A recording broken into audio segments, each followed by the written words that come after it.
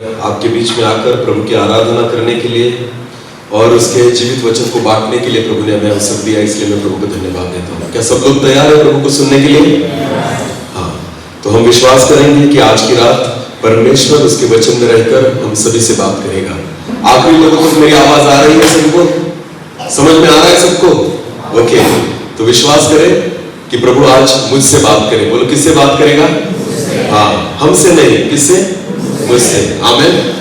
हाँ, तो इसलिए उसी विश्वास के साथ यहाँ पर बैठो, एक छोटी सी दुआ करेंगे, प्रार्थना करेंगे और सीधा हम वचन की ओर जाएंगे। अपनी आंखों को बंद करें, हम प्रार्थना में जाएं। सर्वशक्तिमान जीवित पिता प्रभु जी, हम आपको धन्यवाद देते हैं, आपकी स्तुति, आपकी प्रशंसा और आपकी महिमा करते हैं प्रभु कि आपने एक सुंदर अवसर हमें दिया कि हम आपके चरणों के पास आए, हम आपकी आराधना करें, आपकी स्तुति करें, आपके गीतों को गाएं प्रभु। हाँ पिता, अब तक आपने हमारी आवाज को सुना, हमारे गीतों को सुना, हमारी आराधना को सुना, पर प्रभु जी ये वो समय है कि हम आपकी आवाज को सुनना चाहते हैं, हम आपके वचनों को सुनना चाहते हैं, हम आपके मन को जानना चाहते हैं प्रभु जी, हम आपकी इच्छा को समझना चाहते हैं, हम आपकी योजनाओं को जानना चाहते हैं। पिता, आप हमसे बात करें, केवल आवाज मेरी हो, शब्द आपके हो प्रभु। मैं घटूं, आप भी बढ़े और आपके पवित्र नाम की महिमा होने पाए। पवित्र आत्मा, आप मुझे और जितने लोग यहाँ पर सुन रहे हैं, हर एक व्यक्ति को आप नियंत्रित करें और आने वाला वचन हम सभी के जीवन के लिए बहुतायत से एक आशीष का कारण बने, ऐसा होने दीजिए पिता। आपकी समझ से हमें भरे पिता और आपकी इच्छा को पूरी करें। सारा आदर और सारी महिमा जलाल आप ही को देते हुए प्रार्थना जिंदा खुदा प्रभु यीशु मसीह आपके सामर्थ्य और जीवित नाम से मांगते हैं, आमीन।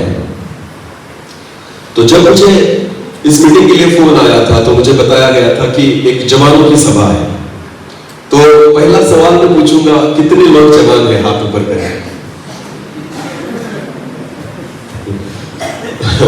मैं फिर एक बार दोहराऊंगा, आपके पास दूसरा चांस है।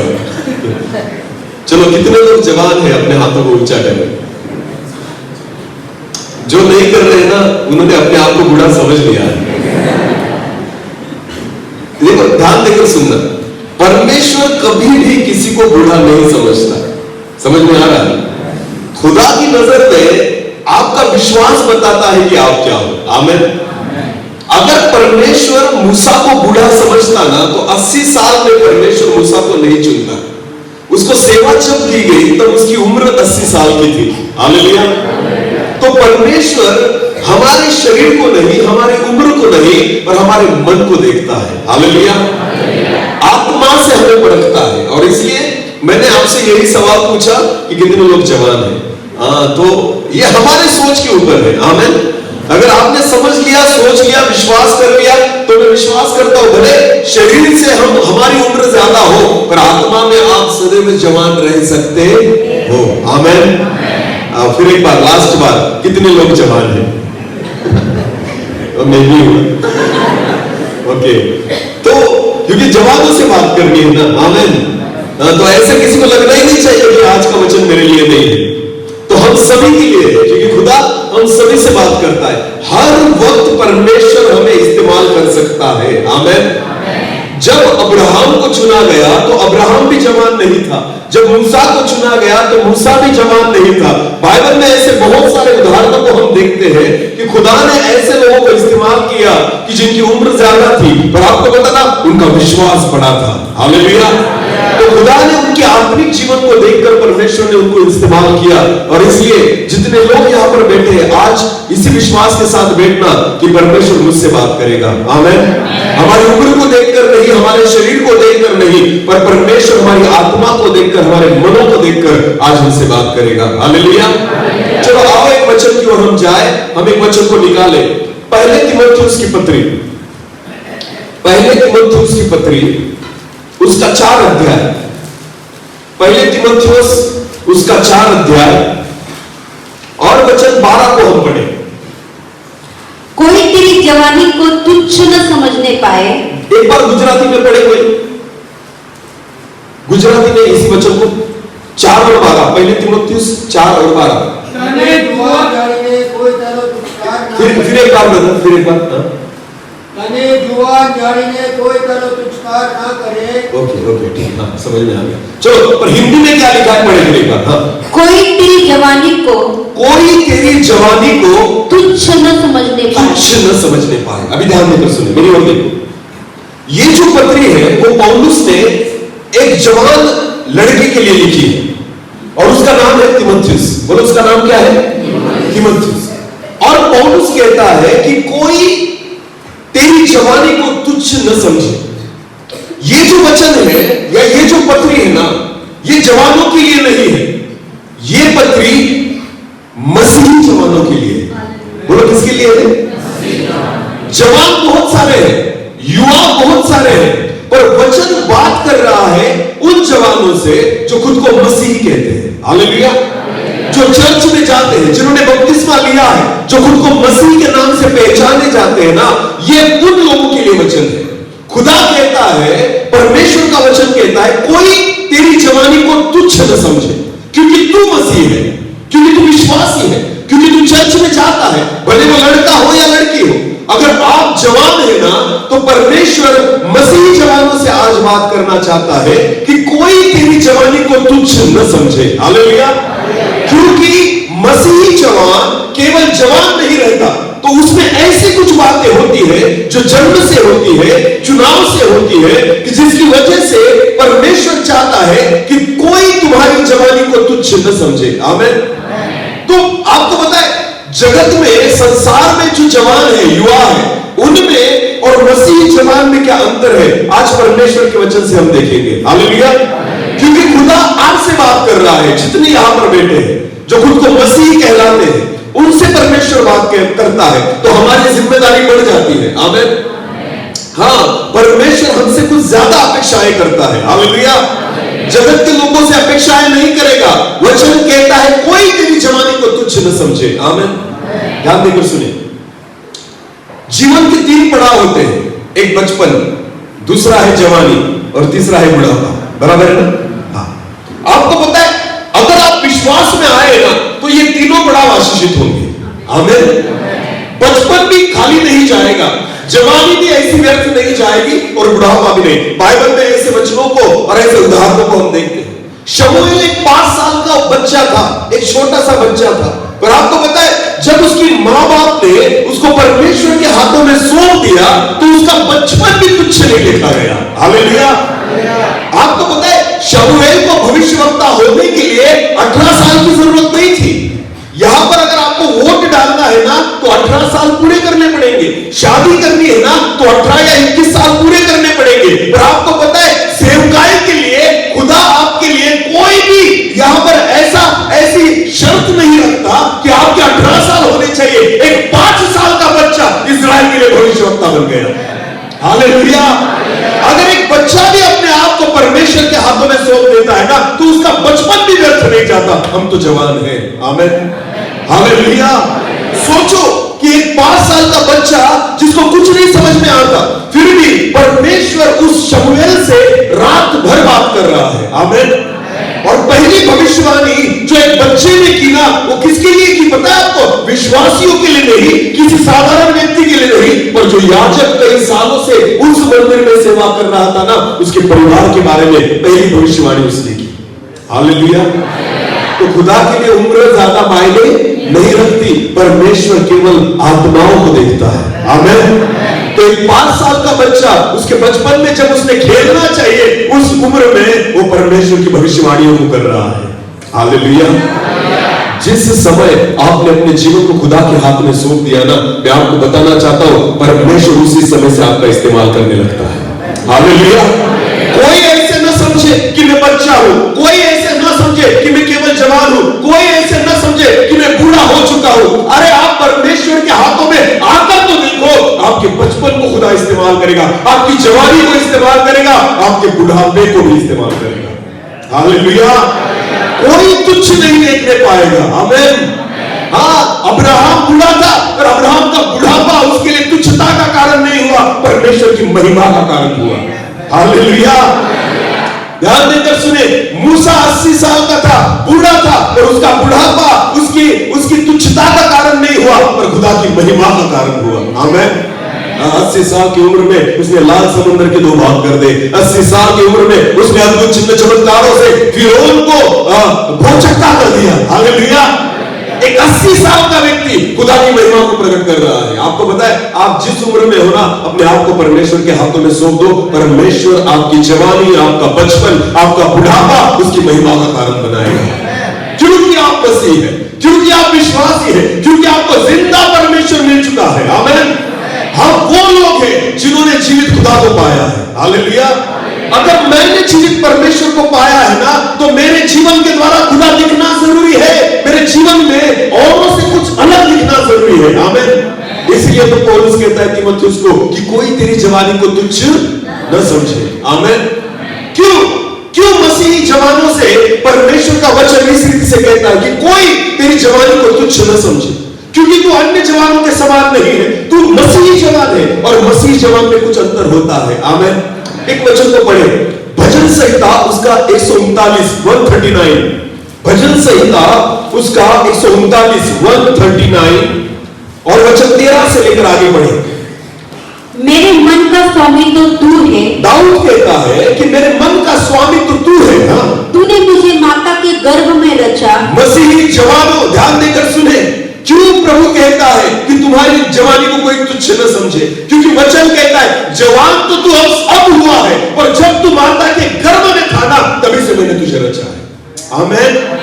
भले तू चर्च में अब आने लगा, भले तूने बपतिस्मा अभी लिया है, भले तू गीत अब गाने लगा, भले तू परमेश्वर की महिमा अब करने लगा, पर परमेश्वर का वचन कहता है जब तू माता के गर्भ में था ना, हे प्रभु, तब से तूने मुझे रचा है। आमीन। तो हमें परमेश्वर ने क्यों रचा? बोलो, क्यों रचा? हम अपने कामों को करें या खुदा के कामों को करें?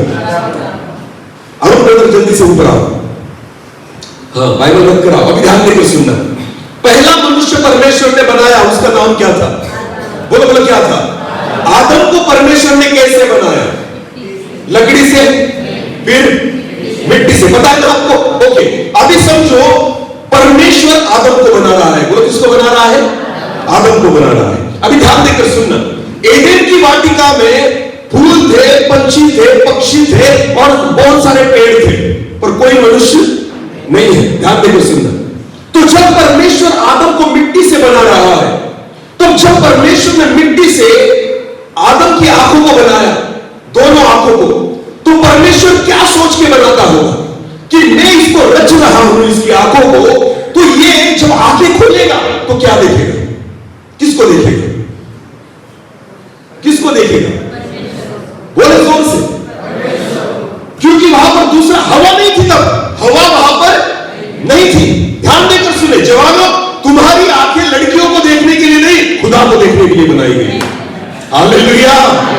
ध्यान देकर सुने, जब परमेश्वर पिता आदम की आंखों को बना रहा है ना, तो परमेश्वर ने विश्वास किया था जब आदम अपनी आंखों को खोलेगा, वो पहली बार किसको देखेगा?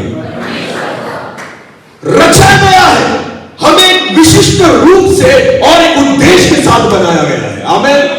ध्यान देकर सुने, जब खुदा आदम के कानों को बनाता होगा मिट्टी से, तो परमेश्वर क्या सोचता होगा कि इन्हीं कानों से पिक्चर के गाने सुनेगा आदम? अरे बोलो, इन्हीं कानों से बॉलीवुड के गाने सुनेगा आदम? नहीं, इन्हीं कानों से वो गंदी गंदी गालियां सुनेगा, निंदाएं सुनेगा, गलत बातें सुनेगा? नहीं, तो किसकी आवाज को सुनेगा? बोलो, किसकी आवाज को सुनेगा? अरे कोई था ही नहीं ना वहां पर बोलने के लिए खुदा के अलावा। आमीन।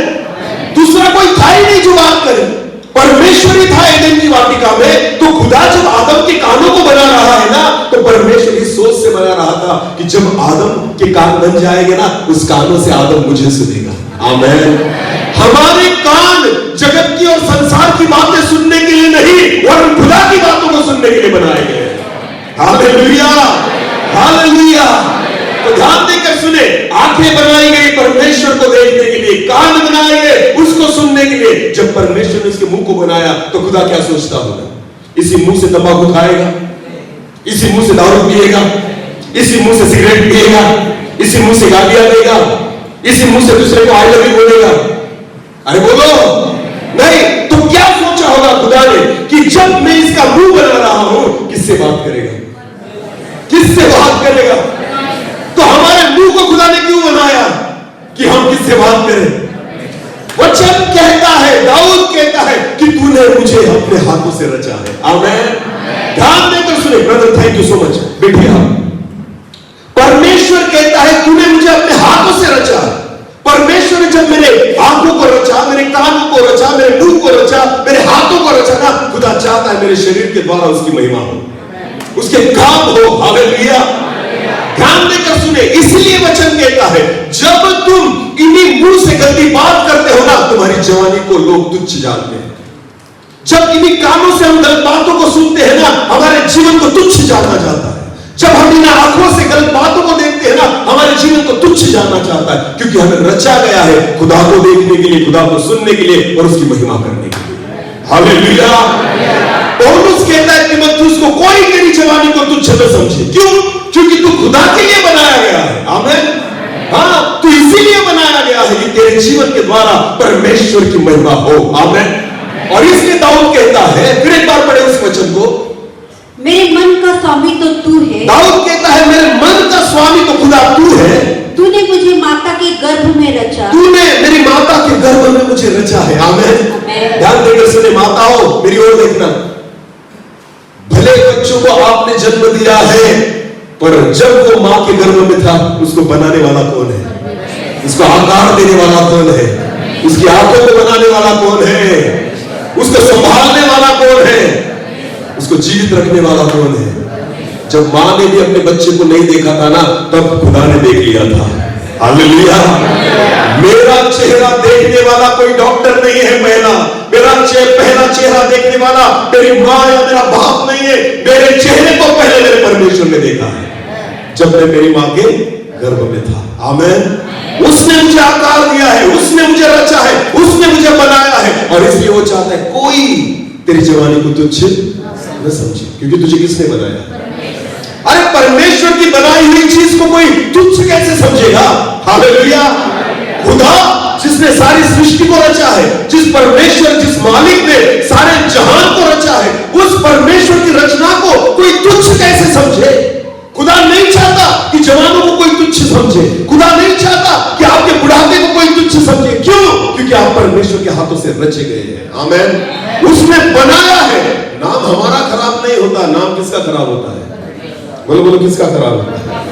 हालेलुया।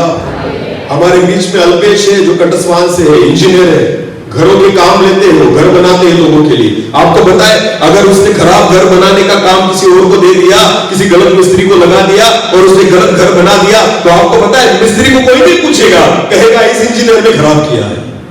बोलो किसने खराब किया है? इस इंजीनियर ने। तो नाम किसका खराब हुआ? अरे वो किसका खराब हुआ?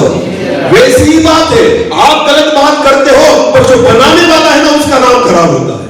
अगर हम खुद को मसीही कहते हैं, अगर हम खुद को मसीही जवान कहते हैं ना, तो अपने जीवन के द्वारा बिल्कुल ऐसी हरकतें मत करो कि उसके नाम को तुच्छ जाना जाए, उसकी निंदा हो, उसको लोग गलत कहे। ऐसा जीवन नहीं जीना। हालेलुया। फिर एक बार कहता हूं, जवानों, हमारी आंखों को एक दूसरे को देखने के लिए नहीं, इसको देखने के लिए बनाया गया। हालेलुया।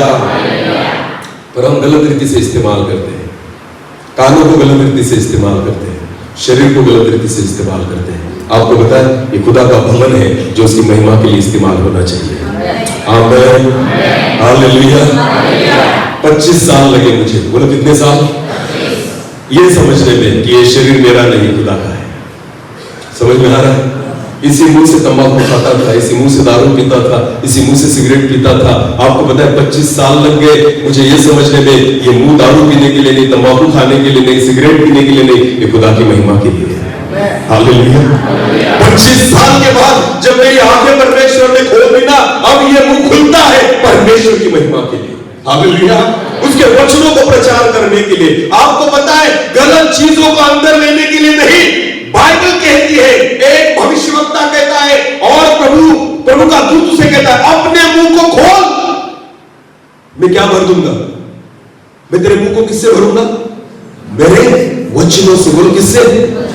हाँ, हमारे मुंह को खुदा वचनों से भरना चाहता है। हम तंबाकू से भरकर फिर रहे हैं, हम गलत बातों से भरकर फिर रहे हैं। आपको पता है जब तक इस शरीर का इस्तेमाल खुदा की महिमा के लिए नहीं होता, हमारी जवानी को तुच्छ जाना चाहिए। समझ में आ रहा है? ये वचन हर जवान के लिए नहीं है, मसीह जवान के लिए है। बोलो किसके लिए है? और मुझे विश्वास है जितने इस चर्च में बैठे अपने आप को क्या समझते हैं? अरे बोलो क्या समझते हैं? जवान नहीं, क्या मसीही जवान। लोगों को चिल्लाते फिरते हैं ना, हम कौन है? मसीही लोग हैं। हाँ, हम क्रिश्चियन हैं, वो मसीही लोग हैं। ध्यान देकर सुने। आज थोड़ा देखेंगे और एक वचन को पढ़ना, यिर्मयाह की पुस्तक उसका पहला अध्याय, यिर्मयाह की पुस्तक उसका पहला अध्याय और वचन 5 को पढ़े। हाँ, यिर्मयाह 1 और 5 ध्यान देकर सुनना। गर्भ में रचने से पहले ही यिर्मयाह कहता है कि गर्भ में रचने से पहले ही, हाँ, मैंने तुझ पर चित्त लगाया। परमेश्वर कहता है यिर्मयाह को कि गर्भ में जब तू रचा भी नहीं गया था ना, परमेश्वर कहता है मैंने तुझ पर क्या लगाया? चित्त लगाया। आगे, और उत्पन्न होने से पहले ही हाँ, मैंने तेरा अभिषेक किया। मैंने तेरा क्या किया? अभिषेक। बोलो क्या किया? किसके बारे में वचन कहता है? चुने हुए के बारे में या जिसको चुना नहीं गया है उसके बारे में? जो क्या है? चुने हुए। बोलो क्या है? जिसको चुना गया है ना, यिर्मयाह की आधी उम्र निकल गई थी, उसको नहीं पता था कि मैं चुना हुआ हूं। हालेलुया। पर जिस दिन प्रभु ने चुना तो प्रभु ने क्या कहा कि तुझे 18 साल के बाद मैंने अभिषेक किया, 19 साल के बाद अभिषेक किया। नहीं, जब तू मां के गर्भ में नहीं था ना, तब से मैंने तुझे क्या किया? अरे बोलो क्या किया?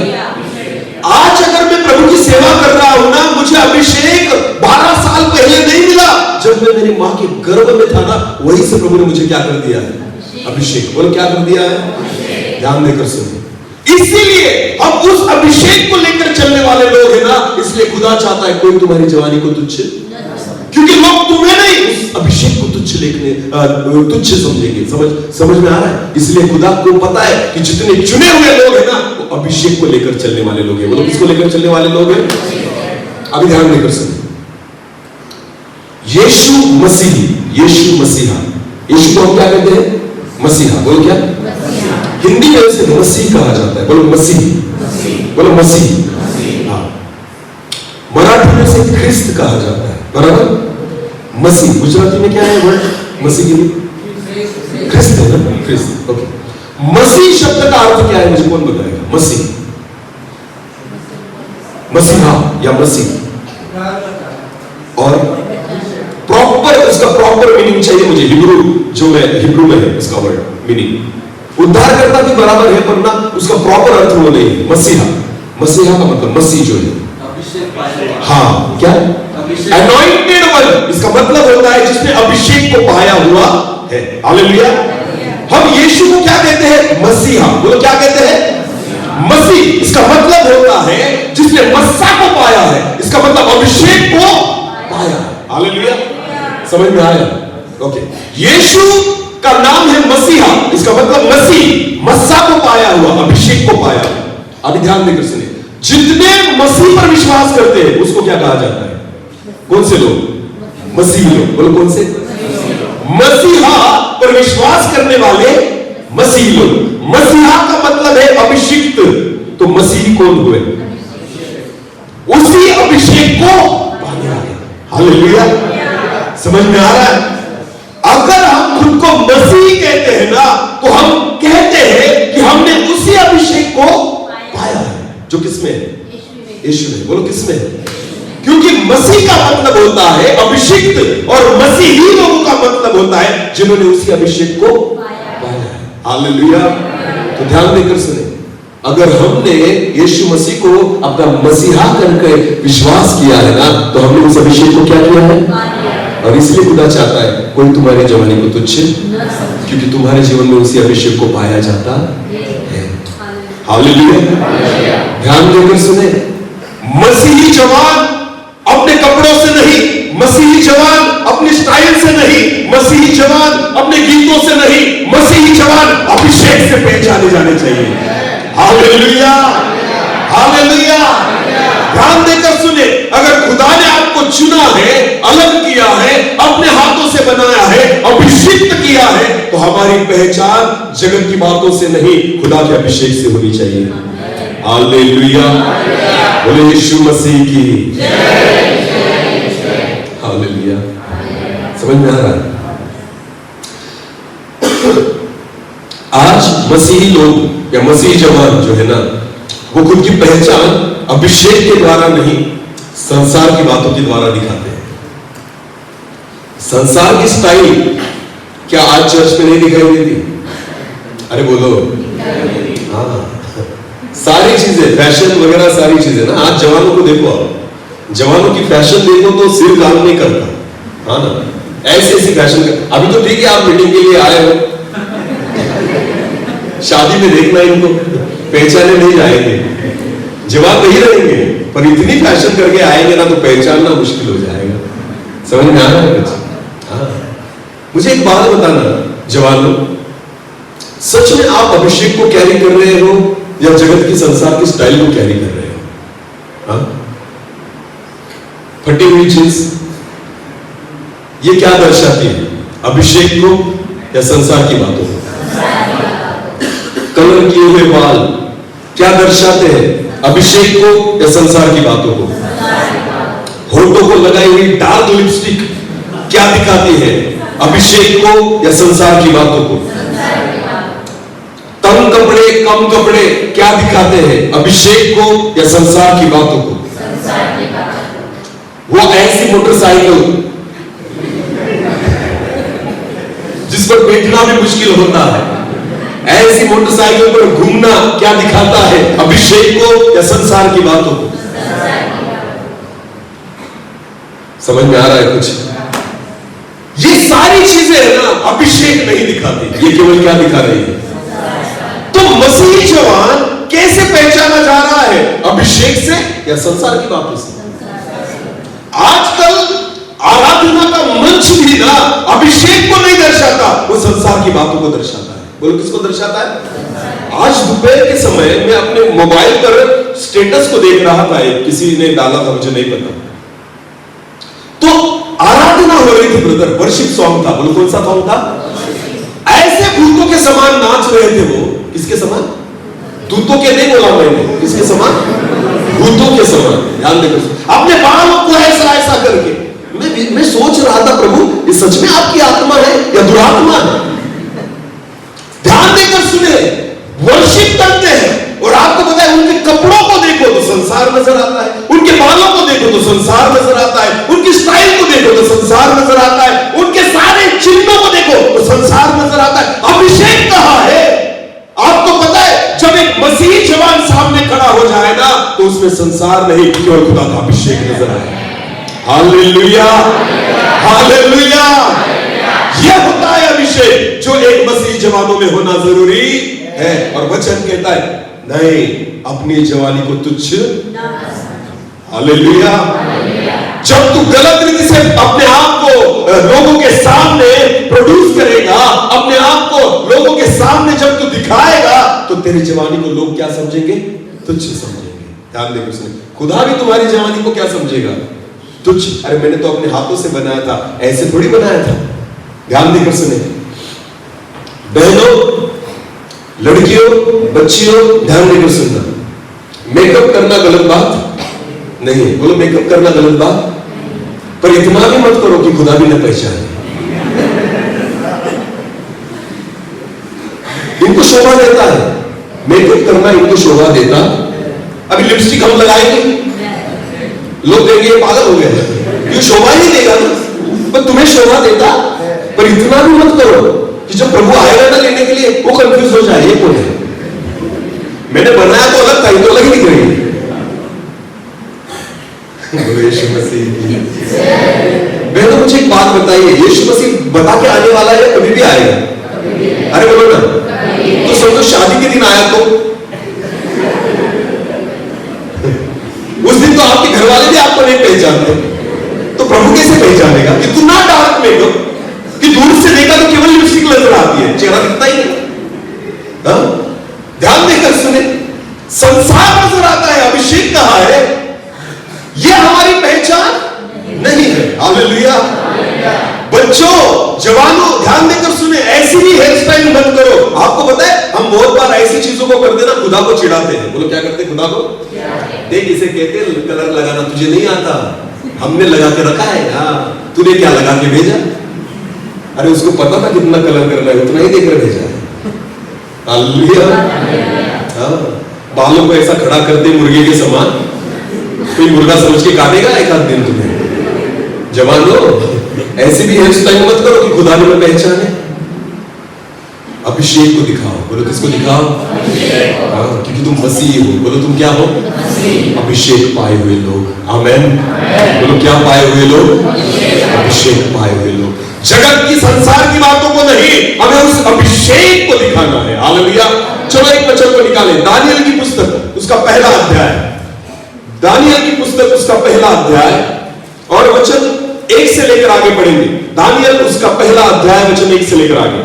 यहूदा के राजा यहोयाकीम के राज्य के 3रे वर्ष में बेबीलोन के राजा नबूकदनेस्सर ने यरूशलेम पर चढ़ाई करके उसको घेर लिया। बाइबल कहती है कि बाबिलोन का जो राजा था नबूकदनेस्सर, उसने इजराइल लोगों पर चढ़ाई की और उनको घेर लिया। आगे तब परमेश्वर ने यहूदा के राजा यहोयाकीम को परमेश्वर के भवन के कई पात्रों से उसके हाथ में कर दिया।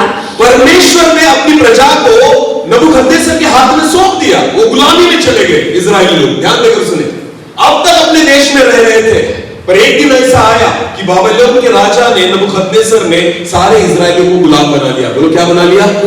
हाँ, और वो बाबिलोन में लेकर गया। बोलो कहां लेकर गया? ध्यान देकर सुने। अभी आगे बढ़िए। और उसने उन पात्रों को शिनार देश में अपने देवता के मंदिर में ले जाकर अपने देवता के भंडार में रख दिया। हाँ? तब उस राजा ने अपने खोजों के प्रधान अश्पनस को अभी ध्यान देकर सुने, यहां से वचन को बहुत ध्यान से सुनना। तब राजा ने अपने खोजा के प्रधान जो था उसको कहा कि इस्राएली राजपुत्रों और प्रतिष्ठित पुरुषों में से ऐसे कई जवानों को ला। हाँ? जो निर्दोष, सुंदर और सब प्रकार की बुद्धि में प्रवीण और ज्ञान में निपुण और विद्वान। अब बाइबल कहती है कि इजरायली लोगों में से जितने लोगों को गुलामी में लेकर आए थे ना, बंदी कर लेकर आए थे, गुलाम कर लेकर आए थे, तो इजराइल बाबिलोन के राजा ने कहा नबूकदनेस्सर ने उस खोजा को कि जाओ और ऐसे जवानों को चुनो। कैसे जवानों को? जो क्या है? निर्दोष, सुंदर, सब प्रकार की बुद्धि में प्रवीण और ज्ञान में निपुण हाँ? और विद्वान ऐसे जवानों को ढूंढना है। कहां से ढूंढना है पता है आपको? गुलामों में से। बोलो किसमें से? जितने इजरायली गुलाम वहां पर आए हैं ना, उनमें से ढूंढना है। ऐसे विद्वानों को, ऐसे ज्ञानी लोगों को, ऐसे सुंदर लोगों को, ऐसे विद्वानों को ढूंढने की जिम्मेदारी एक ऐसे व्यक्ति को सौंपी गई जो विश्वासी नहीं है। बोलो जो विश्वासी, क्योंकि नबूकदनेस्सर भी विश्वासी नहीं, उसका खोजा भी विश्वासी नहीं, अन्य देवताओं को मानने वाले लोग। और उसको कहा गया इजरायली लोगों में से, जवानों में से ऐसे जवानों को चुनकर लाओ जो ज्ञानी हो, बुद्धिमान हो, जो विद्वान हो। हालेलुया। फिर आगे बढ़ो, क्या हुआ? हाँ? और राजमंदिर में हाजिर रहने के योग्य हो। हाँ? और उन्हें कसदियों के शास्त्र और भाषा की शिक्षा दे। हाँ? राजा ने आज्ञा दी कि उसके भोजन और पीने की दाखमधु में से उन्हें प्रतिदिन खाने पीने को दिया जाए। हाँ? इस प्रकार 3 वर्ष तक उनका पालन पोषण होता रहे। हाँ? तब उसके बाद वे राजा के सामने हाजिर किए जाए। हाँ? उनमें यहूदा की संतान से चुने हुए दानियल, हनन्याह, मिशाएल और अजर्याह नामक यहूदी थे। 4 लोगों को चुना गया। बोलो कितने लोगों को? दानियल, मिशाएल, इसका यहाँ पर उनके 2 दूसरे नाम उनके रखे, आगे के वचन में लिखा है। दानियल, हनन्याह, मिशाएल और अजर्याह। हाँ? खोजों के प्रधान ने उनके दूसरे नाम रखे। हाँ? दानियल का नाम उसने बेलशस्सर और हनन्याह का शद्रक, मिशाएल का मेशक और अजर्याह का नाम अबेदनगो रखा। अभी ध्यान देकर सुनिए। 4 जवानों को चुना गया। पहला है दानियल, दूसरा शद्रक, मेशक, अबेदनगो। हालेलुया। 4 जवानों को चुना गया उन गुलामों में से। और चुनने वाला व्यक्ति आत्मिक नहीं है, धार्मिक नहीं है, विश्वासी नहीं है। पर आपको पता है जो 4 जवान चुने गए, चारों के चारों अभिषिक्त थे। हालेलुया। चारों के चारों क्या थे? अरे जगत के और संसार के लोग भी जब चुनेंगे ना, उनकी नजरें अभिषिक्तों पर ही पड़ती है। हालेलुया। ध्यान देकर सुने मसीही जवान, अगर आप सच में अभिषिक्त हो, अगर सच में मसीही जवान हो ना, तो जगत के लोग भी अगर किसी को ढूंढेंगे ना, तो उनको विद्वत्ता आप में नजर आएगी, बुद्धिमत्ता आप में नजर आएगी, ज्ञान आप में नजर आएगा, सारी अच्छी बातें आप ही में नजर आएगी। आमीन। इतनी बड़ी भीड़ में उनको केवल 4 लोग दिखाई दिए, दानियल, शद्रक, मेशक, अबेदनगो, क्योंकि आपको पता है अभिषेक उनके ऊपर मंडरा रहा था। हालेलुया। तो आपको पता है गुलामी में भी उनकी जवानी को तुच्छ नहीं लिखा गया। आमीन। अरे गुलाम का मतलब क्या होता है? ये तुच्छ है, ये हमारा गुलाम है। पर आपको पता है विद्वान, एक बुद्धिमान, एक ज्ञानी, ऐसा करके उनको चुना गया। आमीन। क्योंकि अभिषेक को लेकर चल रहे हैं। बोलो किसको लेकर चल रहे हैं? हाँ, ध्यान देकर सुने। तो उनकी जवानी को तुच्छ नहीं जाना गया। आमीन। हाँ, उनको चुना गया, उनको अलग किया गया, उनको राजा ने अपने महल में चढ़ा दी, उनको राजा ने अपना भोजन और अपना जो दाखरस था वो पीने के लिए उनको दिया। हालेलुया। ध्यान देकर सुने। जब आप अभिषेक को लेकर चलते हैं ना, भले आप संसार में भी होंगे ना, फिर भी खुदा आपको ऊंचा करेगा। आमीन। फिर भी, क्योंकि संसार को अभिषेक्तों की जरूरत है। बोले किसकी जरूरत है? हाँ। मुझे एक बात बताइए, मिस्र में क्या ज्ञानी लोग कम थे? मिस्र में ज्ञानी लोग कम थे? नहीं। फिरौन वहां का राजा था, बहुत सारे ज्ञानी वहां पर पड़े हुए थे, फिर भी गुलामों में से यूसुफ को चुना गया, क्योंकि अभिषेक की ओर उस पर था। हालेलुया। पूरे मिस्र में अभिषेक एक ही था, वो कौन था? यूसुफ। बोलो कौन था? तो फिरौन ने उसको मिस्र का क्या बना दिया? अधिपति बना दिया। आमीन। क्योंकि आपको पता है जगत के और संसार के लोगों की नजरें भी अभिषिक्तों पर होती है। हालेलुया। इसीलिए जवानों, हमारी जवानी को कोई तुच्छ न समझे। हम क्यों तुच्छ समझे? क्योंकि हम अभिषिक्त हैं। अब मसीह के अभिषेक को लेकर चल रहे हैं ना, तो आपको पता है हमारी पहचान दानियल, शद्रक, मेशक और अबेदनगो के समान होनी चाहिए। आमीन। कि गुलामी में भी उनको चुना गया, गुलामी में भी उन पर वो उजियाला था, और आपको पता है सबकी नजरें उन पर गई। आमीन। हाँ, उनको चुना गया। और एक वचन को पढ़े, उत्पत्ति की पुस्तक उसका 41 यूसुफ के बारे में। उत्पत्ति उसका 41 38 से लेकर आगे। इसलिए फिरौन ने अपने कर्मचारियों से कहा, जब यूसुफ को फिरौन के सामने लाया गया, उसके स्वप्न का अर्थ उसने बताया, तब की यह घटना है। पढ़े फिर एक बार। हाँ। इसलिए फिरौन ने अपने कर्मचारियों से कहा, फिरौन ने अपने कर्मचारियों से कहा, क्या हमको ऐसा पुरुष जैसा यह है, जिसमें परमेश्वर का आत्मा रहता है, मिल सकता है? अरे हमें ऐसा पुरुष जिसमें कौन रहता है? परमेश्वर का आत्मा। ज्ञानी मिल जाएंगे, बुद्धिमान मिल जाएंगे, सुंदर मिल जाएंगे, पर ऐसा जवान नहीं मिलेगा जिसमें कौन रहता है? परमेश्वर का आत्मा। तो ये हमें चाहिए। हालेलुया। बोले यीशु मसीह की डिग्रियां तब तक काम में नहीं आती जब तक आप अभिषेक को नहीं पाते। हालेलुया। जगत का ज्ञान तब तक काम में नहीं आता जब तक हम अभिषेक को लेकर नहीं चलते। ध्यान देकर सुने, अभिषेक जरूरी है। हालेलुया। मैं जब दारू पीता था ना, तब भी ज्ञानी था, पर वो ज्ञान कुछ काम का नहीं था।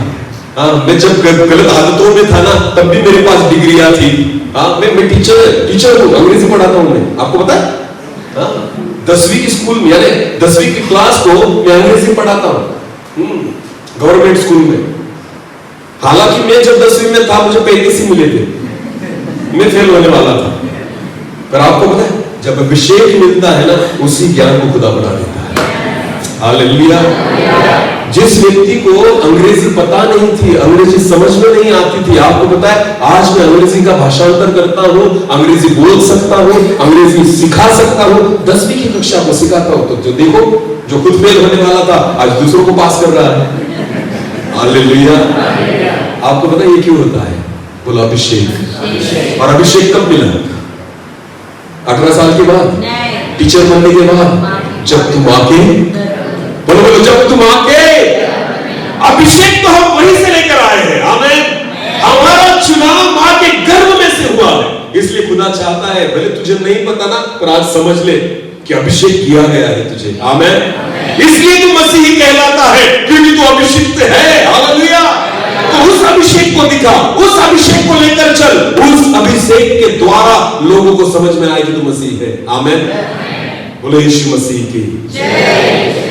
बाइबल कहती है, फिरौन कहता है अपने सेवकों से, अरे जिसमें परमेश्वर की आत्मा है, ऐसा व्यक्ति हमारे पास दूसरा कहा है। आमीन। फिर पढ़े उस वचन को। हाँ। इसलिए फिरौन ने अपने कर्मचारियों से कहा, हाँ? क्या हमको ऐसा पुरुष मिल सकता है? क्या हमको ऐसा पुरुष मिल सकता है? डिग्री वाले मिल जाएंगे, ज्ञानी मिल जाएंगे, पीएचडी वाले मिल जाएंगे, हालेलुया, बोले यीशु मसीह की। आज भी मैं आपको बताना चाहता हूं आत्मिक जीवन में और सेवकाई में आपको ना डिग्री होल्डर मिल जाएंगे, आपको पीएचडी वाले मिल जाएंगे, बीटीएच वाले मिल जाएंगे, एमडीयू वाले मिल जाएंगे, पर अभिषिक्त कम मिलेंगे। बोलो अभिषिक्त जो आत्मा से चलाए चलते हैं। हालेलुया। वचन प्रचार करने के लिए, प्रभु की सेवा करने के लिए मैं आपको बताना चाहता हूं डिग्रियों की नहीं, घुटनों की आवश्यकता है। हालेलुया। सेवकाई की शुरुआत बाइबल कॉलेज से नहीं होती, सेवकाई की शुरुआत घुटनों से होती है। हालेलुया। जो व्यक्ति घुटनों पर आ गया ना, मैं विश्वास के साथ कहता हूं खुदा आपको जगत के सामने खड़ा करेगा। आमीन। हर मिनिस्ट्री की शुरुआत घुटनों से होती है, और आप घुटनों पर आ गए ना तो आपको सिखाने वाला पवित्र आत्मा होता है। बोलो कौन होता है? जो सबसे बढ़िया टीचर है। आमीन। हाँ, जो हर वक्त हमारी क्लास लेता है। हालेलुया। जो हर वक्त हमारी क्या लेता है? हाँ, नींद में भी क्लास लेगा। हालेलुया। जागते हुए भी क्लास लेगा, गलती करेगा और क्लास लेगा। हालेलुया। ऐसा कहां मिलेगा? फिर वो कहता है जो पवित्र आत्मा से भरा हुआ है। आमीन। हाँ, हमारे पास ज्ञानी लोगों की कमी नहीं है, हमारे पास बलवान लोगों की कमी नहीं है, पर ऐसा नहीं है ना हमारे पास जो आत्मा से भरा हुआ है। हालेलुया। मैं जवानों आपको बताना चाहता हूं, अगर आप अभिषेक से भरे हुए हो ना, आपको अगर पता चल जाए कि मुझ में वो अभिषेक है तो उस अभिषेक को दिखाओ। मैं आपको कहता हूं राजा आपको ढूंढेंगे। हालेलुया। समझ में आ रहा है? जगत के लोग हमें ढूंढेंगे क्योंकि उजियाला आप में नजर आएगा, अभिषेक आप में नजर आएगा। हालेलुया। दिया लगाकर नीचे नहीं रखा जाता, दीवट पर रखा जाता है। बोलो कहां रखा जाता है? कि दिखे। बोलो कि अगर आपने अपने अभिषेक को उजियाला दे दिया ना, तो विश्वास के साथ कहता हूं आपको कोई ढांप के नहीं रख सकता। परमेश्वर खुदा बहुतों के सामने आपको इस्तेमाल करेगा। आमीन। इसीलिए वहां पर फिरौन कहता है ऐसा व्यक्ति कहां मिलेगा? हमारे पूरे पूरे मिस्र में नहीं है जो आत्मा से भरा हुआ है। मेरी नहीं, केवल ये है। कौन? यूसुफ। बोलो कौन? यूसुफ। आगे बढ़ना। हाँ। फिर फिरौन ने यूसुफ से कहा, फिरौन ने यूसुफ से कहा, परमेश्वर ने जो तुझे इतना ज्ञान दिया है। किसने ज्ञान दिया है? किसको पता है?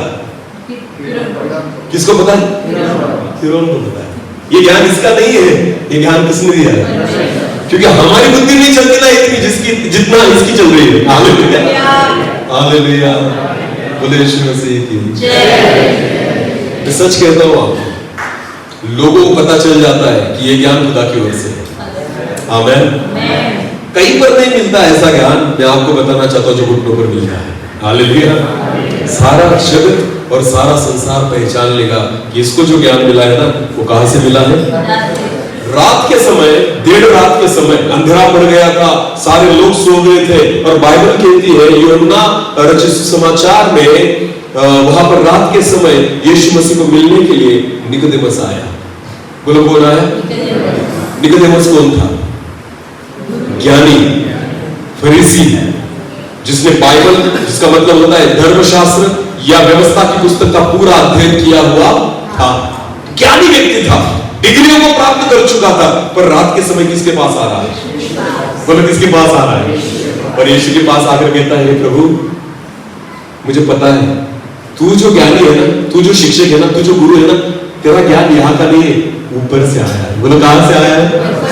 ध्यान देकर सुने, दिन में किताबें पढ़ लो पर रात को यीशु मसीह से मिलो तो पता चल जाएगा कि ज्ञान ऊपर से ही आता है। हालेलुया। जब सारे लोग सो गए थे, निकोदेमस यीशु से मिल रहा है। आमीन। क्योंकि निकोदेमस को पता चल गया मेरा ज्ञान कुछ काम का नहीं प्रभु, आज मैं तुझसे मिलूंगा, इस रात के समय में तुझसे मिलूंगा, क्योंकि मैं उस ज्ञान को पाना चाहता हूं जो तेरे पास है। हालेलुया। हाँ, निकोदेमस कहता है हे प्रभु मैं विश्वास करता हूं तू गुरु है, तू शिक्षक है, पर यहाँ का नहीं है, तू ऊपर से आया हुआ है। आमीन। पढ़े इस वचन को, मेरे ख्याल से 3 अध्याय यूहन्ना 3 ना।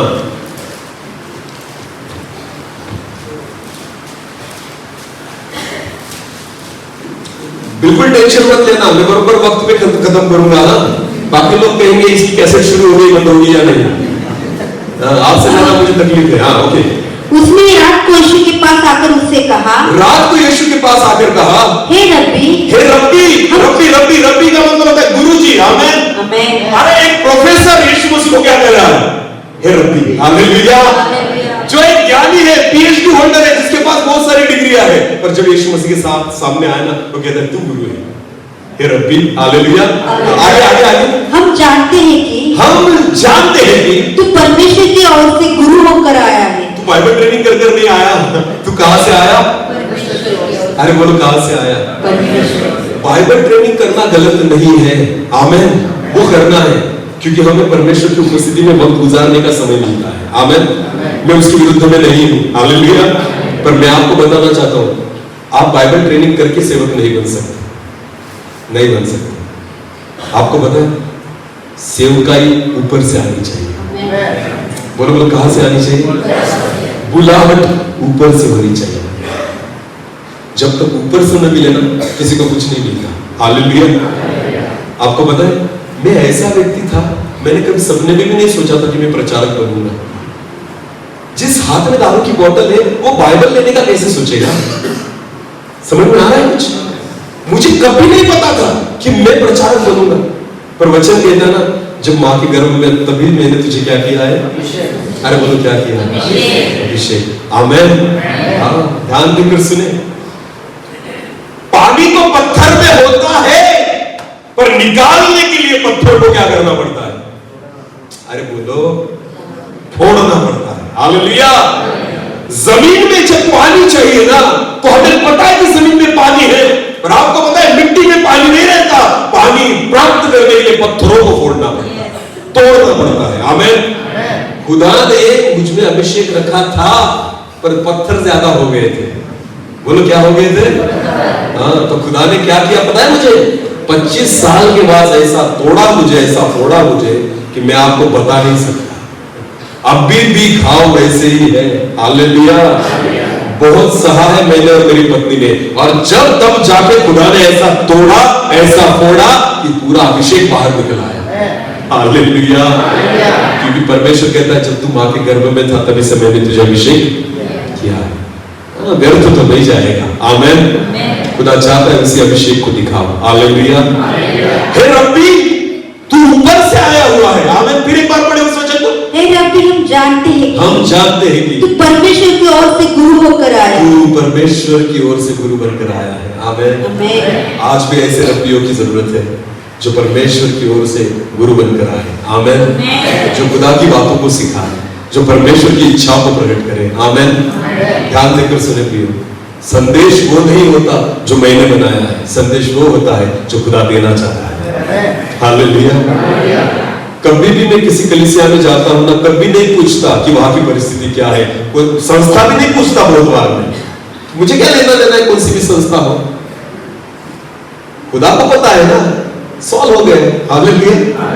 मैं कई बार ऐसे चर्च में गया हूं कि मुझे ना मीटिंग में लाते हैं, लाते लाते मेरे कान में बोलते, सर मैं थोड़ा बोलना चाहता हूँ कि हमारे कलीसिया में ऐसी ऐसी परिस्थिति है। मैं उनको बोलता हूँ तू चुप रहे, कुछ मत बोल, क्योंकि तू जो बोलेगा वो मैं नहीं बोलूंगा, मैं तो वही बोलूंगा जो खुदा बोलेगा। और बहुत बार जो बताने वाला होता है ना, उसी में कीड़ा होता है। हालेलुया। मैंने बहुत बार अनुभव किया है, कुछ व्यक्ति ने मुझे बताया कि हमारी कलीसिया में उसमें प्रॉब्लम है, उसमें प्रॉब्लम है, और जब वचन निकला ना तो सारा प्रॉब्लम उसी में था।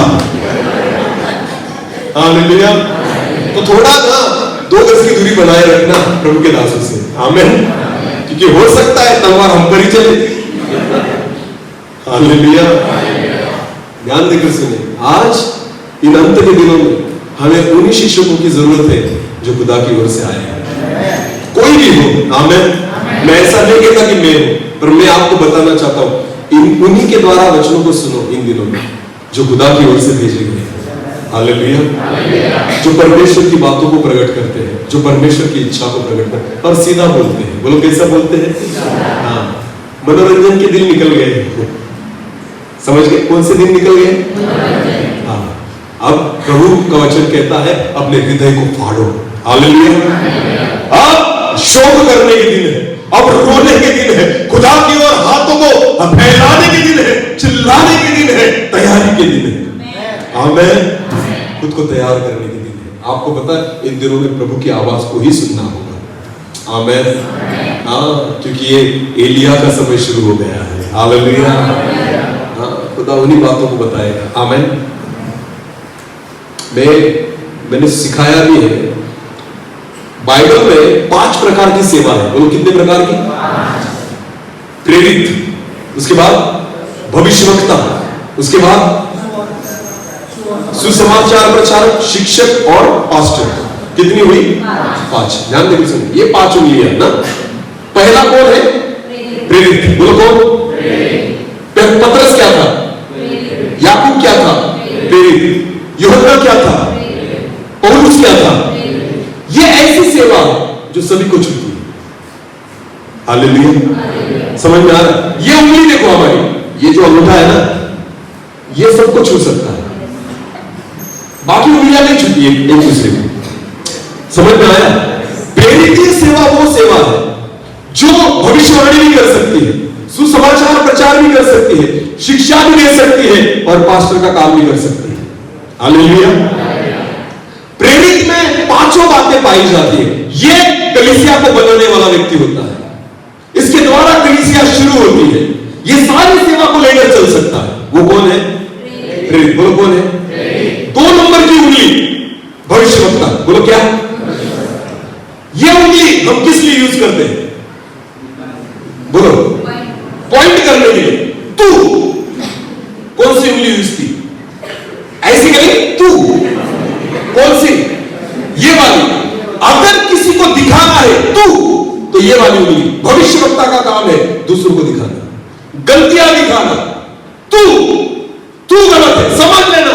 जब किसी प्रचारक के द्वारा हमारी गलतियां दिखने लग जाए तो ये भविष्यवक्ता या अभिषेक है। हालेलुया। लोगों को भविष्यवाणी के बारे में कुछ पता ही नहीं है। लोगों को लगता है बीमारी दिखाओ तो समझ जाते हैं, हाँ ये भविष्यवक्ता। काहे का भविष्यवक्ता? बीमारी निकल गई, पाप तो वैसे ही रहा उसमें। बीमारियां नहीं दिखाता भविष्यवक्ता, भविष्यवक्ता पाप दिखाता है। बोलो क्या दिखाता है? एलिया ने लोगों के पाप दिखाए, यिर्मयाह ने लोगों के पाप दिखाए, यशायाह ने लोगों के पाप दिखाए, यहजकेल ने लोगों के पाप दिखाए। ये भविष्यवक्ता ही सेवा है जो उंगली दिखाती है। आमीन। हालेलुया। इतना वक्त नहीं ना, 5 सेवकाई के लिए 5 सेशन चाहिए। हालेलुया। हाँ, पर मैंने जस्ट आपको एक थोड़ा सा उसमें से दिखाया, बताया। ये 2 सेवा बहुत महत्वपूर्ण है, एक प्रेरित है और दूसरा है भविष्यवक्ता। इन अंत के दिनों में ये 2 सेवा काम की है। हालेलुया। 3 काम की मैं ऐसा मैं नहीं बोल रहा हूं, पर ये 2 सेवा हर चर्च में नहीं रहती। आपको हर चर्च में सुसमाचार प्रचारक मिलेगा, हर चर्च में आपको शिक्षक मिलेगा, हर चर्च में आपको पास्टर मिलेगा, पर प्रेरित और भविष्यवक्ता नहीं मिलेगा। ध्यान देकर सुनिए। तो अगर हमारे पास नहीं है तो मंगवाना पड़ेगा। बोलो क्या करना पड़ेगा? और बहुत सारे चर्च दूसरे सेवकों को आने नहीं देते। वो उन 2 सेवकाई को अंदर घुसने तब तक कलीसिया पूरी नहीं होती। ध्यान देकर सुनिए। जब तक आप प्रेरित सेवा को आने नहीं देंगे, जब तक आप भविष्यवक्ताओं को आने नहीं देंगे, तब तक कलीसिया परिपूर्ण नहीं तैयार होगी। हालेलुया। क्योंकि कलीसिया में 3 सेवाएं पाई जाती हैं, पर ये 2 सेवाएं हर कलीसिया में नहीं रहती। एलिया पूरे प्रदेश में एक ही था। हालेलुया। यशायाह इज़राइल में तब एक ही था, यिर्मयाह एक ही था। आमीन। तो बुलाना पड़ता है, एलिया आजा, आज तेरी जरूरत है। हालेलुया। हाँ, हमसे काम नहीं होगा तो एलिया तू आजा, यशायाह तू आजा, यिर्मयाह तू आजा, शमूएल तू आजा। हालेलुया। तो कुछ सेवकाई को यूज करना पड़ता है। देखो हम कहां से कहां निकल गए, कहां से कहां नहीं निकले, बराबर है हम वहां पर। हे रब्बी तू ऊपर से आया हुआ है। आमीन। बोलो कहां से आया हुआ है? ऊपर से आया हुआ है। अभिषेक लेकर आया है ना, तो ऊपर से आया हुआ है। आपको पता है एक सच्चे सेवक को, एक अभिषिक्त को दूसरे लोग ढूंढते ढूंढते आ जाते हैं। आमीन। इसलिए अभिषेक को लेकर चलना। हालेलुया। तुम्हें किसी को ढूंढना नहीं होगा, लोग तुम्हें ढूंढेंगे। आमीन। इसलिए फिरौन ने यूसुफ को ढूंढ निकाला। हालेलुया। ऐसा व्यक्ति कहां मिलेगा जो आत्मा से भरा हुआ है। आमीन। अभी फिर उत्पत्ति में आए उस वचन को आगे बढ़ाए। हाँ, फिर फिरौन ने यूसुफ से कहा, फिर फिरौन ने यूसुफ से कहा, परमेश्वर ने जो तुझे इतना ज्ञान दिया है हाँ। कि तेरे तुल्य कोई समझदार और बुद्धिमान नहीं। अरे मैंने सबको देखा है, तेरे तुल्य कोई है ही नहीं। आमीन। हाँ आगे। इस कारण तू मेरे घर का अधिकारी होगा। हाँ। और तेरी आज्ञा के अनुसार मेरी सारी प्रजा चलेगी। हाँ। केवल राजगद्दी के विषय में मैं तुझसे बड़ा ठहरूंगा। हाँ। फिरौन क्या कहता है? केवल कुर्सी मेरी। क्या मेरी? ध्यान देकर सुनिए, कुर्सी किसकी? मेरी। अधिकार किसका? कोई दिक्कत नहीं। सच्चा सेवक जो होता है ना, वो कुर्सी के पीछे जाता ही नहीं। हालेलुया। मेरी भी सेवा वही है। मैं जिस भी चर्च में जाता हूं ना, पास्टर को कहता कुर्सी आपकी, पर जब मैं खड़ा होऊंगा अधिकार मेरा। हालेलुया। आपकी कुर्सी आपको मुबारक, क्योंकि खुदा ने जो अधिकार दिया है वही मुझे चाहिए। आमीन। मैं मेरी कुर्सी घर से भी लेकर आ सकता हूं, आप दीजिए ही मत मुझे नीचे भी बिठाए तो भी चलेगा, पर जब मैं खड़ा होऊंगा ना, उसके अधिकार के द्वारा खड़ा होऊंगा। हालेलुया। फिरौन कहता है कुर्सी मेरी, बाकी सारा अधिकार यही तो चाहिए। अभिषेक यही करवाता है। आमीन। राजा केवल कुर्सी के लिए होता है, पर प्रजा के लिए अधिकार किसका चलता है? अभिषेक का। बोलो किसका चलता है? हालेलुया। बोलो यीशु मसीह की। जवानों सोचो, उस अभिषेक को लेकर चलोगे ना, नौकरी ढूंढनी नहीं पड़ेगी, दूसरों को नौकरी देने वाले बन जाओगे। हालेलुया। क्या प्रार्थनाएं करते हैं, हे प्रभु मुझे नौकरी लगा दे, हे प्रभु छोकरी दे दे, हे प्रभु शादी कर दे। अरे ये काय की प्रार्थना? अभिषेक को लेकर चलो, सारी चीजें खुद आपके पास आएगी। हालेलुया। विश्वास करें, सारी चीजें आपके पास आएगी। आगे बढ़ना। हाँ। फिर फिरौन ने यूसुफ से कहा, सुन मैं तुझको मिस्र के सारे देश के ऊपर अधिकारी ठहरा देता हूं। सारे देश के ऊपर मैंने तुझे अधिकारी ठहरा देता हूं। हाँ। तब फिरौन ने अपने हाथ से अंगूठी निकाल के यूसुफ के हाथ में पहना दी। देखो फिरौन ने क्या किया? अपनी हाथ की अंगूठी निकाली, किसको पहनाई? क्यों पहनाई?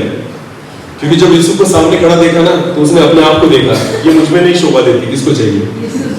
जिसने अभिषेक को पाया हुआ, तो अंगूठी किसको शोभा देगी? यूसुफ को। हालेलुया। अपने अधिकार राजा दे देंगे अभिषिक्त को। हालेलुया। ध्यान देकर सुने, फिरौन ने अपने अधिकार को यूसुफ के हाथ में दे दिया। हालेलुया। अभिषेक सारे अधिकारों को खींच लेता है। आमीन। हालेलुया।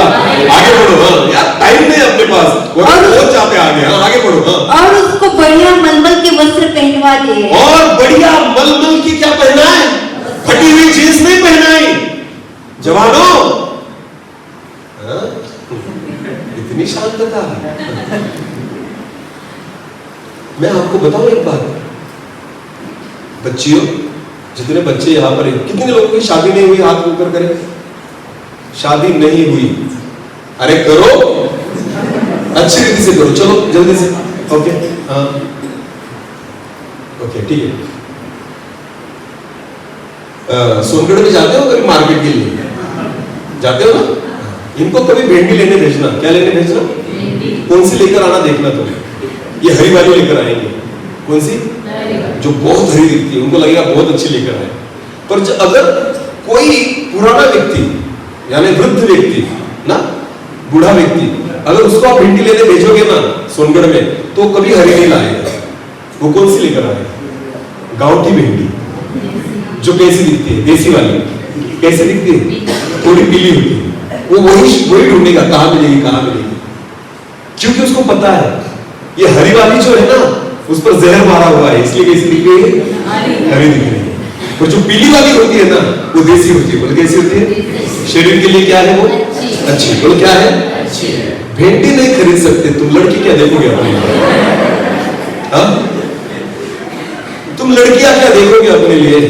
खुद के लिए चड्डी नहीं खरीदी जाती तुमसे अच्छा, फटी हुई लेकर आते हो पैसे देकर, 2000 की फटी हुई जींस।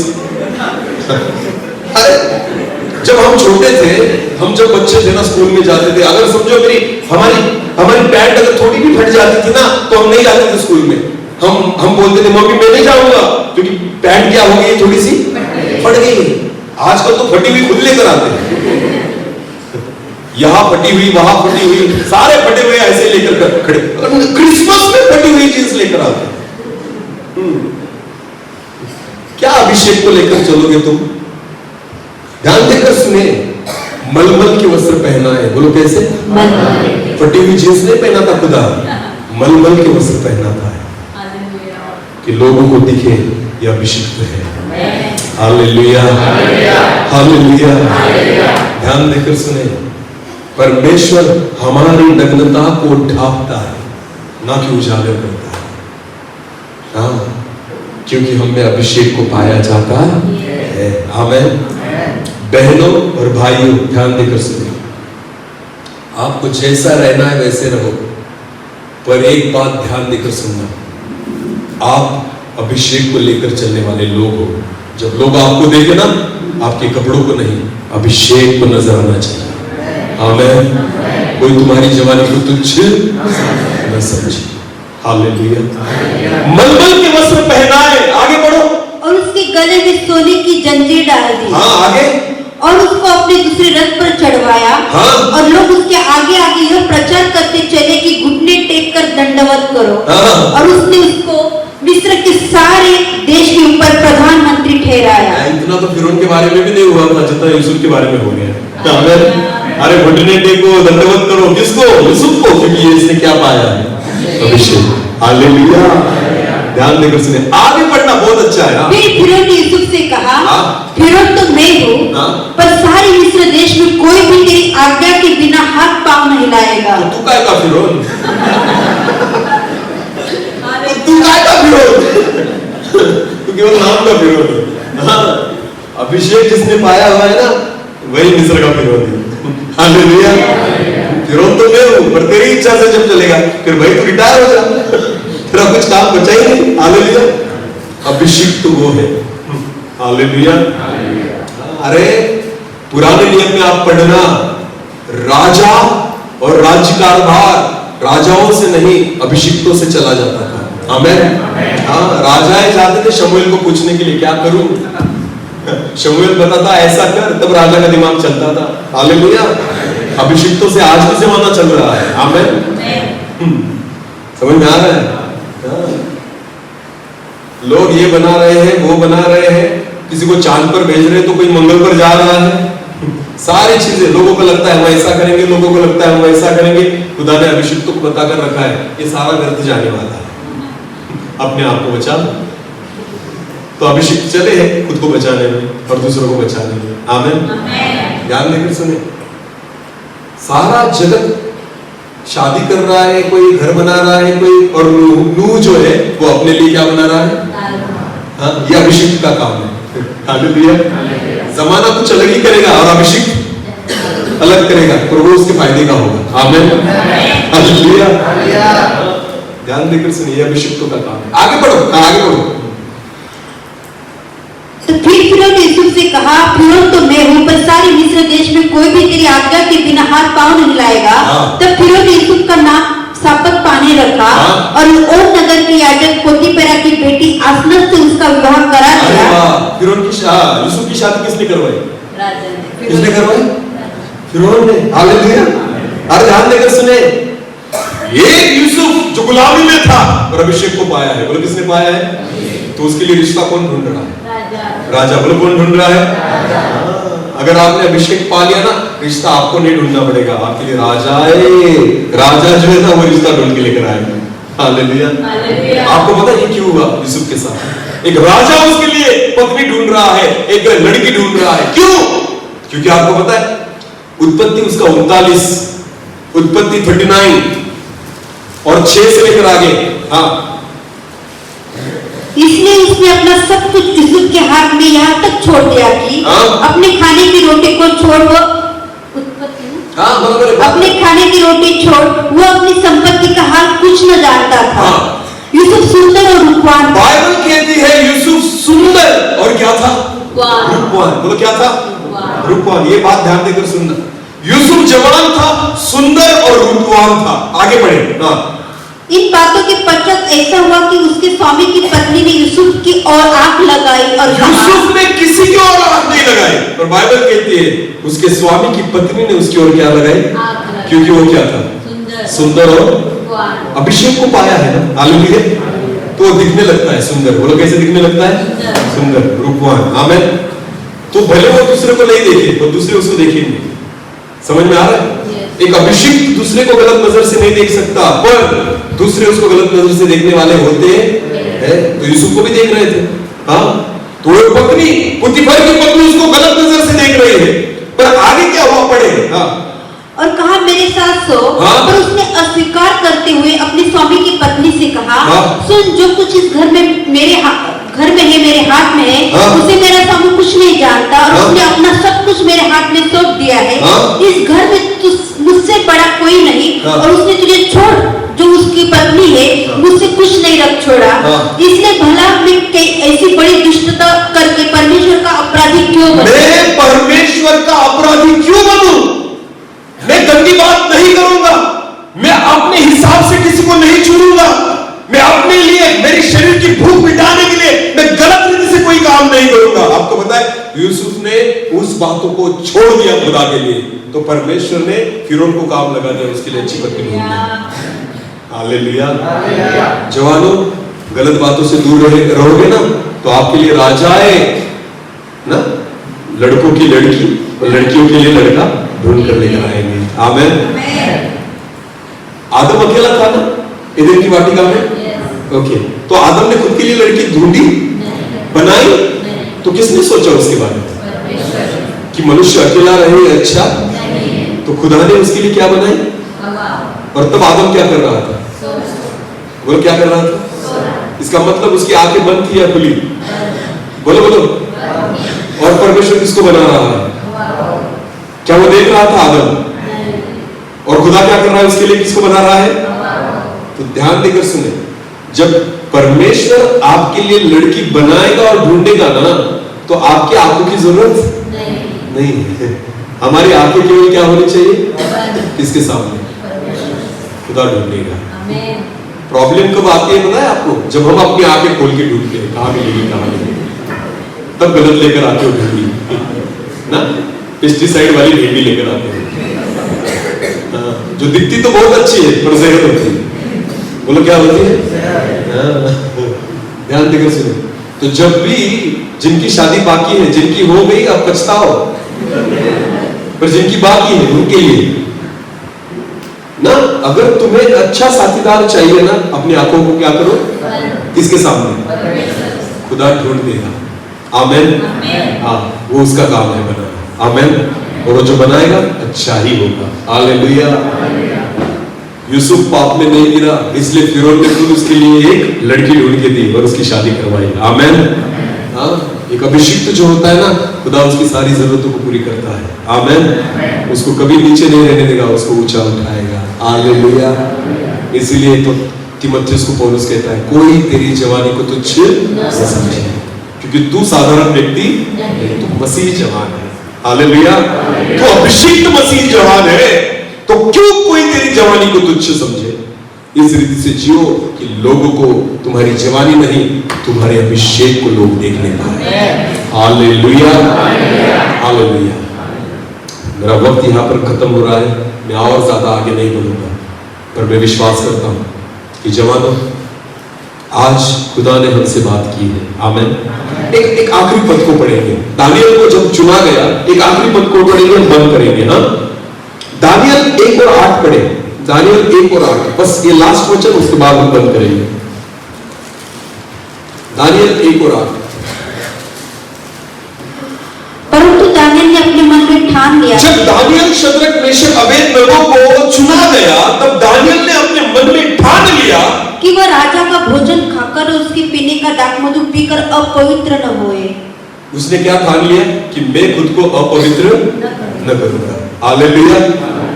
जब खुदा आपको चुनता है ना, तो एक बार ठान लेना कि मैं खुद को अपवित्र ना खाने से, ना पीने से, ना देखने से, ना सुनने से, ना कुछ करने से, खुद को अपवित्र नहीं करना। तो मैं आपको बताना चाहता हूँ, खुदा आपको भी दानियल के समान इस्तेमाल करेगा। आपको भी शद्रक, मेशक, अबेदनगो के समान इस्तेमाल। एक ही चीज को ठान लेना कि कोई कुछ भी हो जाए, मैं अपने आप को अपवित्र न करूं। हालेलुया। और यही बात पौलुस तीमुथियुस को समझा रहा है, कोई भी तेरी जवानी को तुच्छ न समझे। आमेन। क्योंकि तू अभिषेक को लेकर चलने वाला मसीह जवान है। हालेलुया। जब तुझे कोई तुच्छ लेता है ना, तो उस अभिषेक को तुच्छ जानता है। इसलिए ना खुद को ना उस अभिषेक को तुच्छ जानने देना। आमेन। उस अभिषेक को कैरी करके चलो। हालेलुया। अपनी आंखों को बंद करें। इस समय हम प्रार्थना में जाएं। कीबोर्ड पर कौन है प्लीज यहाँ पर आए। हम एक छोटा सा कोरस लेंगे और आखिरी प्रार्थना में जाएंगे। Thank you Jesus. हर एक व्यक्ति अपनी आंखों को बंद करे। आज खुदा से कहे, प्रभु आपने हमें चुना तब जब हम मां के गर्भ में थे, वहीं पर हमें अभिषेक किया गया है। हम वहीं से चुने गए हैं। हम उस मसीह को मानते हैं जो खुद अभिषिक्त है, और जो उसको मानने वाला है वो भी अभिषिक्त है। उस अभिषेक को लेकर चलने वाले हम बने। इसलिए आप हमें सहायता करें। धन्यवाद, धन्यवाद यीशु। हर एक व्यक्ति अपनी आंखों को बंद करे, अपने मन को खुदा की ओर लगाए।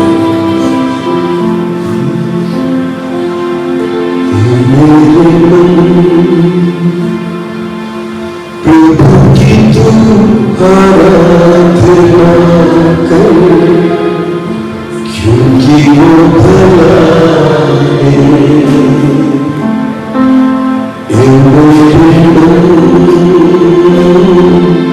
प्रभु की तू आराधना कर, क्योंकि वो भला है। उपकार किए तुझ पर तूने नहीं जाना, फिर भी गले लगाया, क्योंकि यीशु भला है। सब मिलकर गाएं। उपकार किए तुझ पर ये तूने नहीं जाना, फिर भी गले लगाया, क्योंकि यीशु भला है। ए मेरी प्रभु की तो आराधना कर, क्योंकि वो भला है। सब मिलकर ए मेरे प्रभु की तो आराधना कर, क्योंकि वो भला है। जब जा रहा अंधकार से हाथ पकड़ कर चलाया, ले आया उजियारे में, क्योंकि यीशु भला है। जब जा रहा अंधकार से हाथ पकड़ कर चलाया, ले आया उजियारे में, क्योंकि यीशु भला है। हे मेरे प्रभु की तो आराधना कर, क्योंकि वो भला है। सब मिलकर हे मेरे प्रभु की तो आराधना कर, क्योंकि वो भला है। हे मेरे प्रभु की तो आराधना कर, क्योंकि वो भला है। धन्यवाद पिता। हम अंधियारे में थे, आपने हमें उजियारे में आप लेकर आए प्रभु। हाँ पिता, आपने हमें चुना है, आपने हमें रचा है प्रभु।